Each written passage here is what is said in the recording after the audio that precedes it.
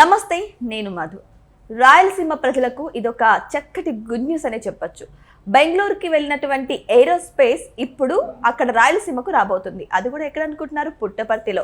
So ఈ విధంగా చూసుకుంటే ఆల్రెడీ కియా ద్వారా ఎంతో మందికి ఉపాధి అవకాశాలు అయితే లభించాయి. ఇప్పుడు ఏరోస్పేస్ కూడా వస్తుంది.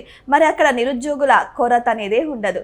మరి అది ఎలా ఏర్పాటు చేయబోతున్నారు, ఎప్పుడు ఏర్పాటు చేయబోతున్నారు, ఏరోస్పేస్లో ఏ కంఫర్ట్స్ ఉంటాయి, ఈరోజు మనం తెలుసుకుందాం. ప్రస్తుతం మనతో పాటు ఉన్నారు టీడీపీ స్పోక్ పర్సన్ బొమ్మన చెరువు శ్రీరామ్ గారు. వారిని అడిగి మరిన్ని విషయాలను తెలుసుకుందాం. నమస్కారం సార్. సార్, పుట్టపర్తికి ఏరోస్పేస్ వస్తుంది అంటున్నారు, నిజమేనా సార్? అక్కడ ఏమే కార్యకలాపాలు జరుగుతాయి? అది యాక్చువల్లీ బెంగళూరుకి వెళ్ళాలి. మొన్న కూడా రీసెంట్గా చూసుకుంటే లోకేష్ గారికి, కర్ణాటక డిప్యూటీ సీఎంకి వారు కూడా జరిగింది దీని గురించి. అయితే ఫైనల్లీ మన రాయలసీమకి అయితే రాబోతుంది అంటారు, నిజమేనా? అది మా పార్టీ అధినేత మన ముఖ్యమంత్రి చెప్పారు నిన్న క్యాబినెట్ మీటింగ్ అయిపోయినాక. వాళ్ళకి ఏదో నైట్ సిఆర్డిఏలో వాళ్ళకు ఏదో విందు ఏర్పాటు చేసి, ఆ విందు ఏర్పాటు చేసినప్పుడు మా ముఖ్యమంత్రి గారు చెప్పారు. ఇంక ముఖ్యమంత్రి గారు చెప్పినారంటే వచ్చినట్లే. ఇంకా ఏరోస్పేస్ సిటీ, అది డ్రోన్ కాదు, ఇంకోటి కాదు, ఏరోస్పేస్ సిటీ అంటే హ్యూజ్ అబ్నార్మల్ ఫ్యాక్టరీ. అది ఫ్యాక్టరీ అనే దానికంటే కూడా దానికి సంబంధించి రిలేటెడ్ ఏరోస్పేస్కి సంబంధించిన మొత్తం ఆన్సిలరీస్, బై ప్రొడక్ట్స్ మొత్తం వస్తాయి దానికి కొన్ని వేల ఎకరాలు కూడా కావాలి. సో మీరు చెప్పినట్టు ముఖ్యమంత్రి గారు నిన్న చెప్పారు త్వరలో రాబోతా ఉంది, వస్తుంది అని. వచ్చినట్లే ఇంకా నాకు తెలిసి. ఎందుకంటే మనకు భూములు ఉన్నాయి, అక్కడ అవకాశం ఉంది. తర్వాత ఎయిర్పోర్ట్స్ దగ్గరలో ఉన్నాయి. ఇట్లు పుట్టపర్తి ఎయిర్పోర్ట్ ఉంది, ఇంకొక ఎయిర్పోర్ట్ కూడా రాబోతుంది అనంతపురం. మళ్ళా ఎక్కడ సార్ అది? అది కొంత చూసి ఆ ప్రాంతం లేదు సెలెక్ట్ చేయాలని ఉంది. ప్రతి జిల్లాలో రెండు ఎయిర్పోర్ట్లు వస్తున్నాయి. పుట్టపర్తిలో ఆల్రెడీ ఉంది కాబట్టి ఇంకొకటి కూడా రాబోతా ఉంది. తరువాత బెంగళూరు, జస్ట్ అటు నుంచి అంత 60 కిలోమీటర్లే. ఏది మన బెంగళూరు దేవనహల్లి ఎయిర్పోర్ట్, మన బార్డర్లో ఈ హిందూపురకు, పెనుగొండకు కియా ఫ్యాక్టరీ ఉండే ప్రాంతంలో ఇవంతా కూడా. కాబట్టి అందులో నేషనల్ గ్రీన్ ఫీల్డ్ హైవే వస్తూ ఉంది, 6 ట్రాక్ రోడ్. అది శరవేగంగా పని జరుగుతుంది. బెంగళూరు నుంచి అమరావతికి 4 అవర్స్లో చేరుకునేసేది. సో ఇవన్నీ కూడా ఆ ప్రాంతంలో ఆల్రెడీ ఏమీ లేనప్పుడే కియా ఫ్యాక్టరీ తెచ్చారు చంద్రబాబు గారు.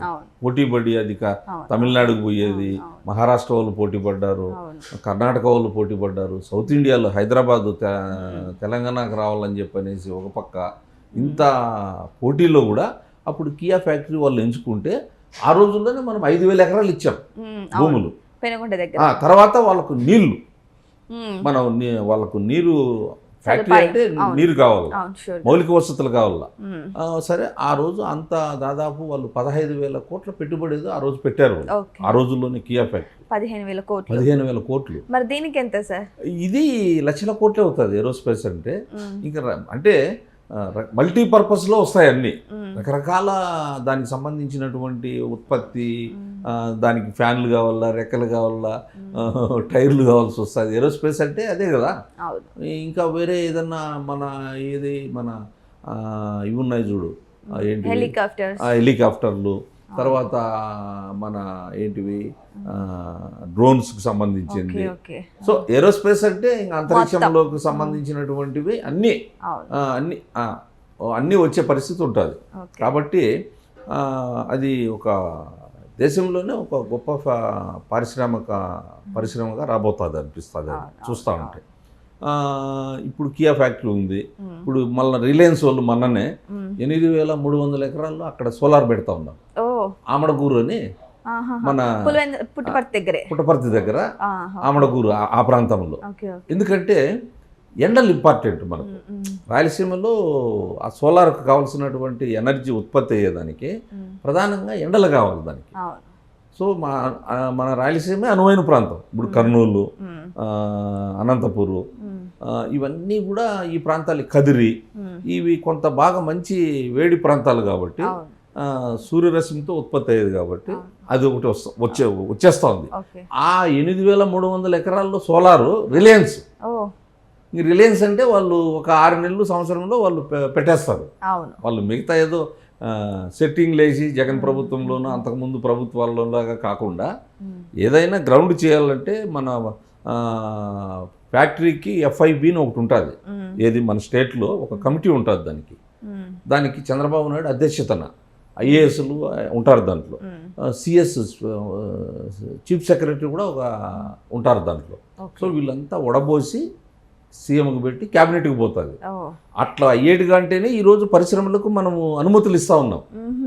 ఏదో ఊరికే జగన్ల ప్రభుత్వంలో లాగా ఉత్తగా ఏదో దావోసులు చేసినా వైజాగ్లో చేసినా మనం ఇప్పుడు గొప్పలు చెప్పినట్టు కాకుండా. అండ్ ఇంకొక విషయం ఏంటంటే సార్, ఇప్పుడు ఇవన్నీ చెప్తున్నారు బాగానే ఉంది, అది వస్తుంది, సోలార్ ప్యానెల్ వస్తుంది, లేకపోతే ఏరోస్పేస్ వస్తుంది అని అంటున్నారు. కానీ గతంలో చూస్తే వైసీపీ అదే కాంగ్రెస్ హయాంలో వైఎస్ రాజశేఖర రెడ్డి గారు సీఎం గా ఉన్నప్పుడు అక్కడ సైన్స్ సిటీ అన్నారు, అవి పెడతా ఇవి పెడతా అన్నారు. మరి అవి ఏం చేయలేదు, మరి ఇవి కూడా అలాగే ఉంటాయి అంటారు. మరి ఒకవేళ ప్రభుత్వం మారితే ఏంటి సార్ పరిస్థితి? దాని గురించి చెప్తా బాగా క్షుణ్ణంగా ఒకే నిమిషంలో చెప్పేస్తాను. సైన్స్ సిటీ అని అనంతపురం జిల్లాలో హిందూపూరు, పెనుగొండ, ఆ బుక్కర సముద్రము, పుట్టపర్తి, కదిరి, నల్లమాడ ఈ ప్రాంతంలో అంతా సైన్స్ సిటీ వచ్చేస్తా ఉందని 1,00,000 ఎకరాలు ఆడ కట్టింది. ఎంత తెలిసినా మీ బిల్డింగ్లో సగం లేదు. ఒక బిల్డింగ్ కట్టేశారు, ఎవరో సతీష్ అంట బెంగళూరు నుంచి తెచ్చి పెట్టారు. 1,00,000 ఎకరాల్లో వస్తుంది అనేసి వీళ్ళ భూములకు విపరీతంగా 10,000 20,000 చేయను కూడా 10 లక్షలు 20 లక్షలు కోట్లతో పలికేసింది. లోపల ప్రాంతాల్లో కూడా అమ్ముకునేశారు. కొంతమంది లాస్ట్లో పెట్టుబడులు పెట్టిన వాళ్ళు ఇరకపోయినారు. ఆడ సైన్స్ సిటీ కాదు కదా, ఏ సిటీ రాలేదు. పాపము 1,00,000 ఎకరాల్లో అని చెప్పారు. కొన్న వాళ్ళ పరిస్థితి ఏంటో. ఇంకోటి లేపాచి నాలెడ్జ్ హబ్ అని చెప్పారు. మళ్ళా అక్కడ లేపాచి నాలెడ్జ్ హబ్ వస్తుంది అని.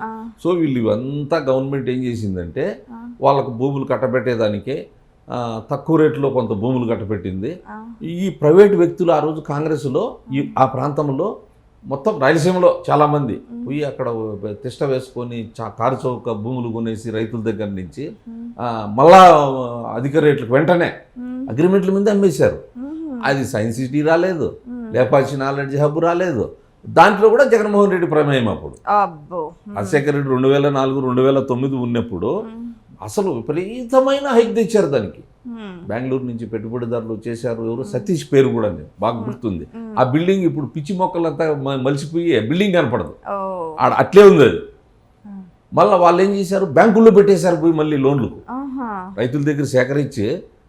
డీకేటీ భూములు, శివాయి భూములు, రకరకాల భూములన్నీ సేకరించేసి రాళ్ళు రప్పలు ఉండేటివంతా విపరీతమైన రేట్లు పెంచుకొని తక్కువ రేట్లలో వాళ్ళు కొట్టేసి చాలా అవినీతి చేశారు. దాని మీద కేసులు కూడా వచ్చాయి. లేపాచి నాలెడ్జ్ హబ్ భూములు తీసుకు పెట్టారు అని. మళ్ళీ బ్రాహ్మణి స్టీల్ 10,000 ఎకరాలు అప్పుడు గాలి జనార్దన్ రెడ్డి జమ్మలమడుగు ప్రాంతం. ఆ బ్రాహ్మణి స్టీల్లో 350 కోట్లు యాక్సిస్ బ్యాంకులో పెట్టేసి పొద్దుటూరులో లోన్ తీసేశాడు ఆయన. అది ప్రారంభం కాకనే ఆ 10,000 ఎకరాలు అప్పచెప్పేశారు ఆ రోజు రాజశేఖర రెడ్డి పేరు. ఆయన జనార్దన్ రెడ్డికి నా తమ్ముడు అని చెప్పాడు జగన్మోహన్ రెడ్డిని. 5 కోట్లు విలువ చేసి ఒక పెద్ద బస్సు, బుల్లెట్ ప్రూఫ్ బస్సు బహుకరించాడు ఆ రోజు రాజశేఖర రెడ్డి గారికి. మనం సరిపోయినాడు, ఇంకెందుకు ఆయన పేరు ఎత్తాలంటే బాగుండదు. కానీ చెప్తున్నా నేను, అది జనార్దన్ రెడ్డి 5 కోట్ల విలువ చేసి బుల్లెట్ ప్రూఫ్ బస్సే ఇచ్చేసాడు ఆయన.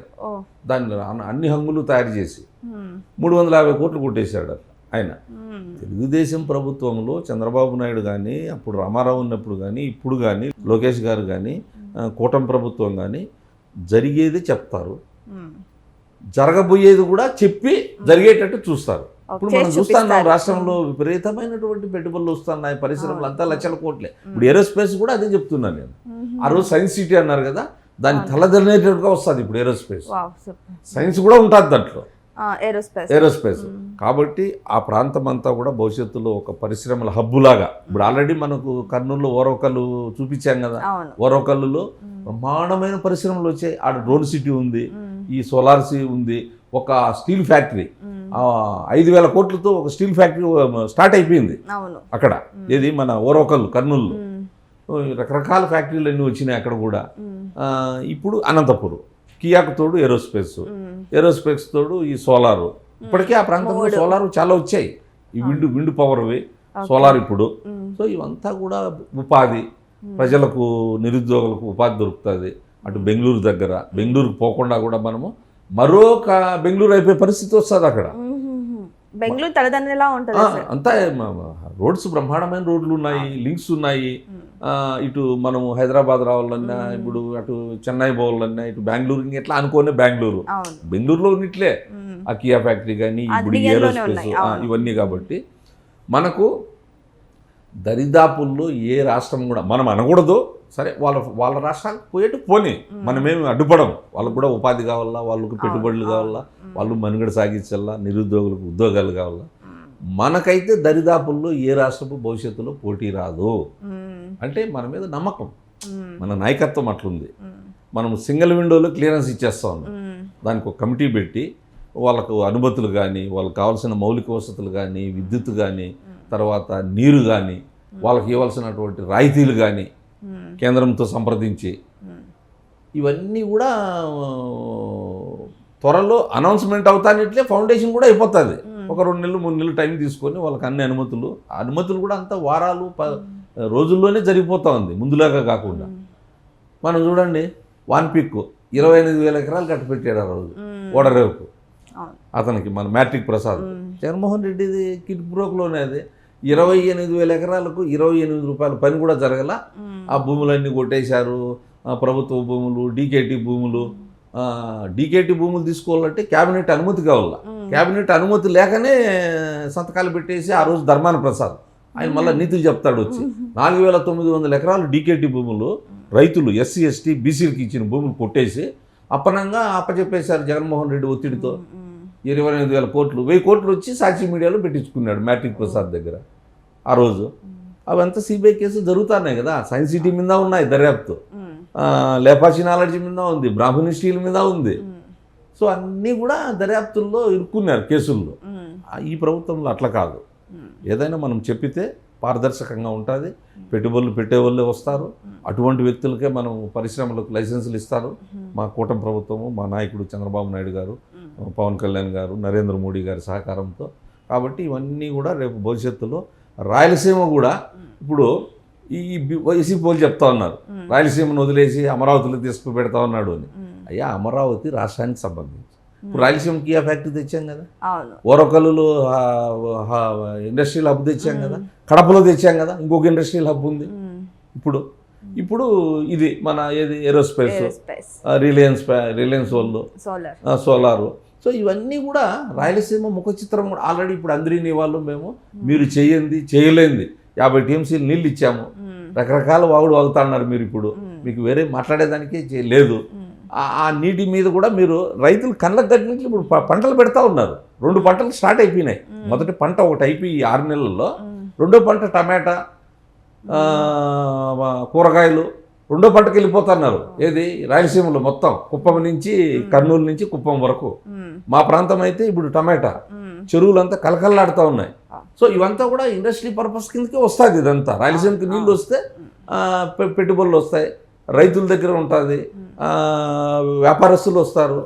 1,00,000 కోట్లతో ఒక హబ్ వస్తూ ఉంది ఇప్పుడు. ఏది మన ఇది కాకుండా కాదు, హార్టికల్చర్ హబ్ 1,00,000 కోట్లతో రాయలసీమకు 40 లక్షల ఎకరాలు పారుదలకు నీరు, 40 లక్షల ఎకరాల్లో పంట ఉత్పత్తి 4 జిల్లాల్లో. రాష్ట్ర ప్రభుత్వమే 30,000 కోట్లు ఖర్చు పెడతా ఉంది.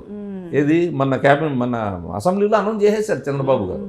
ఏప్రిల్ 1 నుంచి స్టార్ట్ అయిపోయింది. క్లస్టర్లు తయారైపోతూ ఉన్నాయి రైతులకు. హార్టికల్చర్ హబ్ అంటే మొత్తం పండ్లు, పాలు, కూరగాయలు, మెయిన్ అన్ని రకాల కూరగాయలు హార్టికల్చర్ తయారయ్యేది. సో అంటే నేను పరిశ్రమల కింద చెప్తా ఉన్నాను నేను. సో ఇవన్నీ నీళ్ళు వచ్చినాయి కాబట్టి ఇవన్నీ కూడా రేపు రాయలసీమ ముఖ చిత్రము ఒక దేశంలోనే పోటీ పడుతుంది. ఇప్పుడు ప్రపంచంలోనే కూడా పోటీ పడే పరిస్థితి వస్తుంది. సో ఏదేమైనా సరే ఇప్పుడు నిజంగానే రాయలసీమకు ఒక పంట పండిందనే చెప్పాలి. ఎన్నో హబ్లు, అంతేకాకుండా ఎంత డెవలప్మెంట్తో ముందుకు దూసుకుపోతుందనే చెప్పచ్చు. మరి ఇదే విధంగా జరిగితే రాయలసీమని ఇంకా ఫ్యూచర్లో మనం ఊహించుకోలేం. అంత అద్భుతమైన ఒక అభివృద్ధి కలిగినటువంటి సిటీగా మారిపోవడంలో ఎటువంటి సందేహం లేదు. మరి ఇవన్నీ జరుగుతాయా లేదా చేసి చూద్దాం. Thank you so much. Thank you sir.